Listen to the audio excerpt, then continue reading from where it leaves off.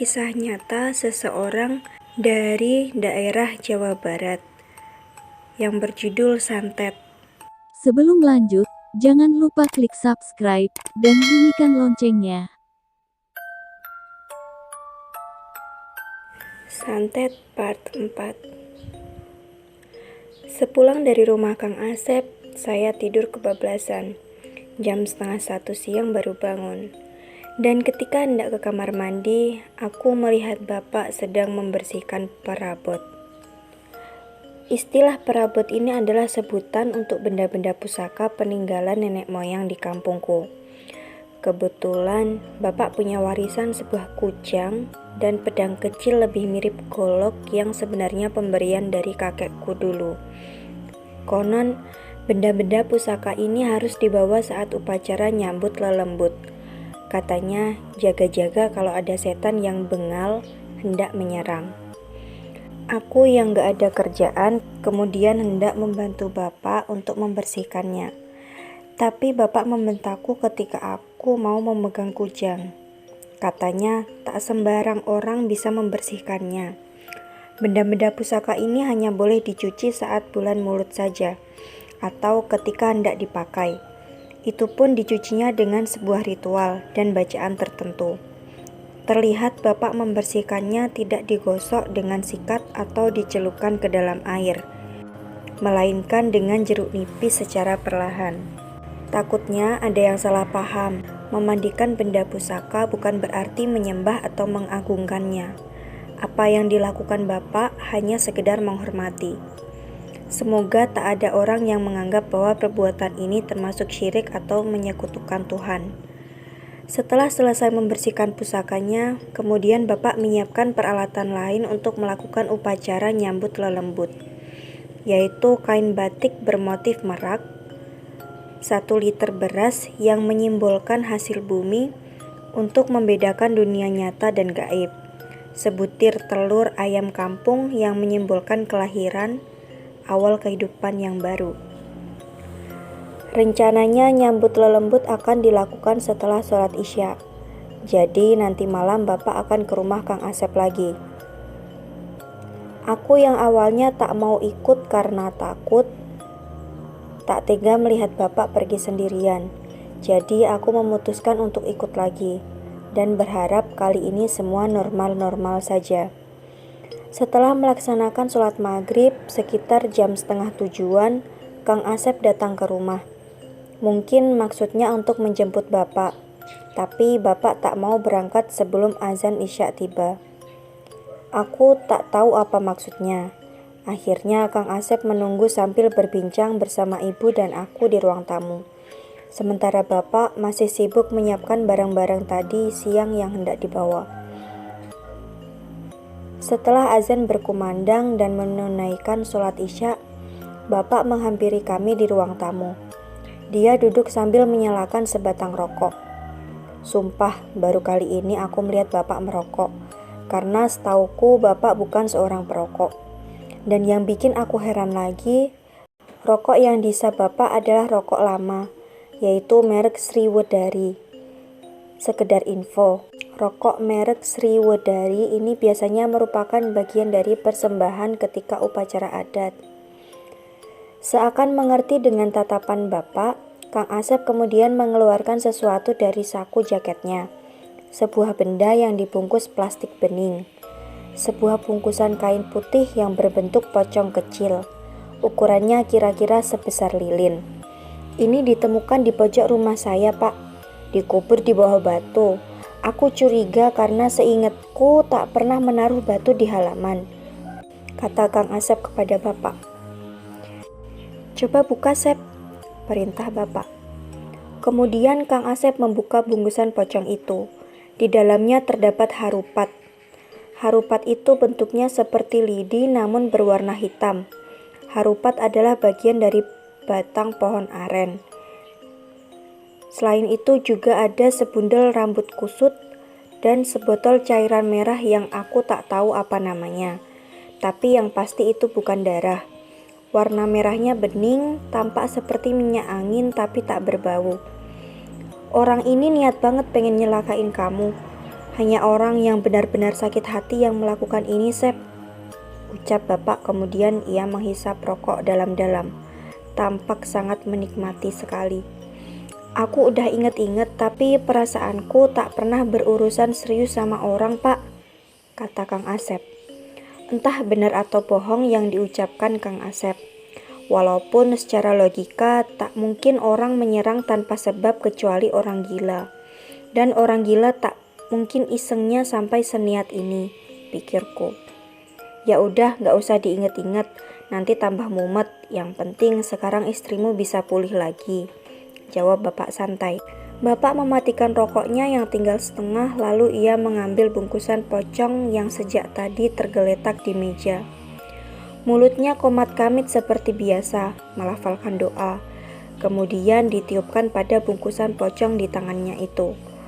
Setelah selesai, bapak meletakkan kembali di atas meja sembari menyuruh ibu untuk mengambil sebuah rantang. Bakar, Sep, perintah bapak. Setelah rantang dibawa sama ibu, dibakarlah pocongan itu oleh Kang Asep, yang kemudian abunya dimasukkan ke dalam rantang. Tak memerlukan minyak tanah lagi karena benda-benda itu mudah sekali terbakar, khususnya rambut dan harupat. Ini rantangnya kamu bawa, abunya kamu bungkus dengan kain, dan besok pagi-pagi kamu hanyutkan di kali, perintah bapak kepada Kang Asep. Setelah selesai membakar pocongan, kami bersiap-siap untuk berangkat. Seperti biasa, ibu pamitan mau menginap di rumah Mbak Waryah dengan membawa kedua adikku. Kang Asep membawa peralatan dalam ransel dengan motornya, sedangkan aku dan bapak mengikutinya dari belakang. Kali ini aku sedikit tenang karena kita berangkat jam 7:30 malam, di mana jalanan mungkin masih ada orang lalu lalang, khususnya tukang ojek yang pulang kemalaman dari pangkalan pasar. Setelah sampai, ternyata di rumah Kang Asep udah ada beberapa tetangganya yang sedang menjenguk. Tapi begitu kami datang, mereka berpamitan pulang, seperti mengerti dan mereka tak mau mengganggu privasi. Teh Ratih tampak tenang di ranjang, walaupun masih setengah sadar. Menurut Kang Asep, semenjak dari kemarin Teh Ratih belum kumat lagi. Dia udah mulai tidur, tak seperti sebelum-sebelumnya. Sekarang aja Pak dimulai, pinta Kang Asep kepada bapak. Bapak langsung bergerak membuka isi ranselnya, menyiapkan beras yang kemudian dituangkan ke dalam mangkok. Sebutir telur ditaruh di atas beras, sedangkan kujang diletakkan berdampingan. Bapak menyuruh Kang Asep agar Teh Ratih dibopong ke ruang tengah. Digelarlah tikar. Teh Ratih tidur terlentang di atasnya tanpa bantal. Setelah bapak menyiprat-nyipratkan air ke seluruh tubuh Teh Ratih, kemudian tubuhnya ditutupi kain batik bermotif merak yang sudah bapak bawa. Kini Teh Ratih terlentang seperti mayat ditutupi kain. Tapi anehnya, kali ini dia tak melawan, malah pasrah aja seperti orang kebingungan. Bapak menyuruh kami yang berada di situ untuk membaca ayat kursi berulang-ulang. Katanya untuk menjaga tubuhnya agar tak dimasuki setan sembarangan, selama bapak pergi untuk menyusul Teh Ratih ke alam gaib. Bapak bersila sambil memejamkan mata. Mulutnya komat kamit seperti biasa melafalkan doa. Sedangkan aku, Kang Asep beserta mertua dan adik iparnya membaca ayat kursi tak henti-henti. Mungkin sekitar setengah jaman tak ada perubahan berarti. Kami masih tetap seperti ini hingga akhirnya tubuh Teh Ratih yang tertutup kain batik itu menggelepar-gelepar seperti ikan di daratan. Bulu kuduku merinding ketika menyaksikan kejadian itu. Kami yang berada di belakang bapak saling menatap kebingungan. Kang Asep hendak menghampiri istrinya yang masih menggelepar, tapi aku menahannya. Aku mengingatkan mungkin sebaiknya kita tak melakukan apa-apa dulu sebelum mendengar perintah bapak selanjutnya. Maka kami pun melanjutkan membaca ayat kursi seperti yang diperintahkan tadi. Tak begitu lama, sekitar 20 menitan tiba-tiba Teh Ratih bangun. Dia menarik nafas panjang seperti seseorang yang baru saja tenggelam di dalam air. Sontak kami semua loncat karena kaget, terutama mertua Kang Asep yang sudah tua. Dia mengucapkan istighfar beberapa kali sambil mengelus dadanya. "Kang?" Begitu sadar, Teh Ratih langsung memanggil suaminya. Kemudian ia bangun dan memeluk ibunya yang masih merasa kaget. Kedua wanita itu saling berpelukan sambil menangis. Setelah semuanya kondusif dan Teh Ratih tersadar, kami pun duduk di ruang tengah. Kang Asep yang mungkin penasaran langsung bertanya kepada istrinya, apa yang terjadi selama ia sakit. Maka Teh Ratih mulai menceritakan pengalaman horornya kepada kami.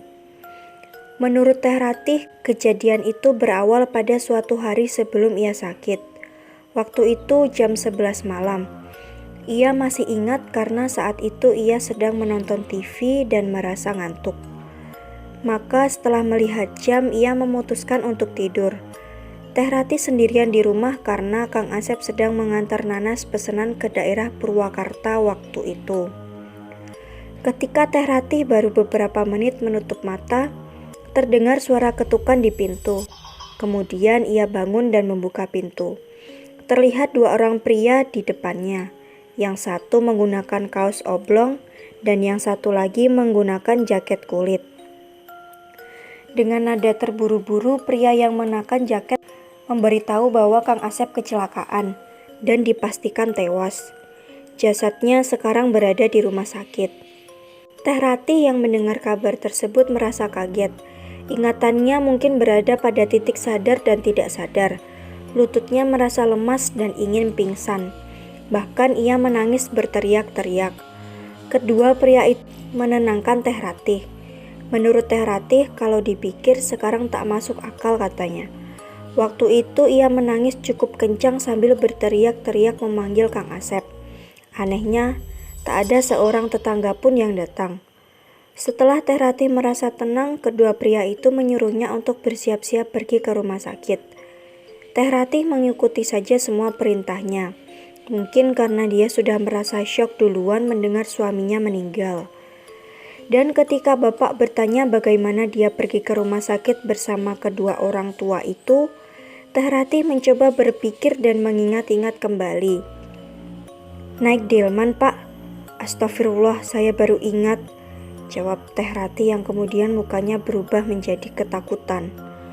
Kalau dipikir secara logika tak mungkin pergi ke rumah sakit menggunakan delman.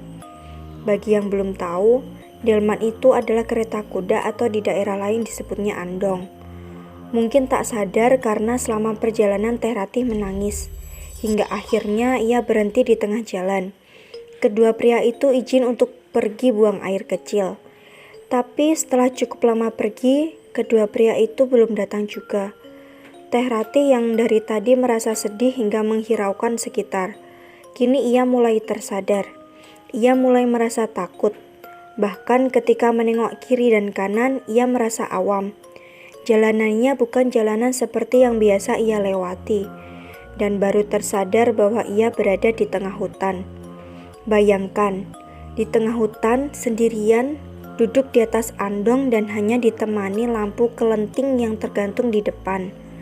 Bahkan kuda yang tadi mengangkut andongnya juga mendadak hilang. Teh Ratih tak bisa berbuat apa-apa ketika dia ditinggalkan, kecuali menangis sendirian. Teh Ratih mencoba turun sambil memanggil-manggil kedua pria tadi, tapi nihil, tak ada jawaban. Jangan lupa klik subscribe dan bunyikan loncengnya, agar kalian mendapatkan notifikasi dari channel kami.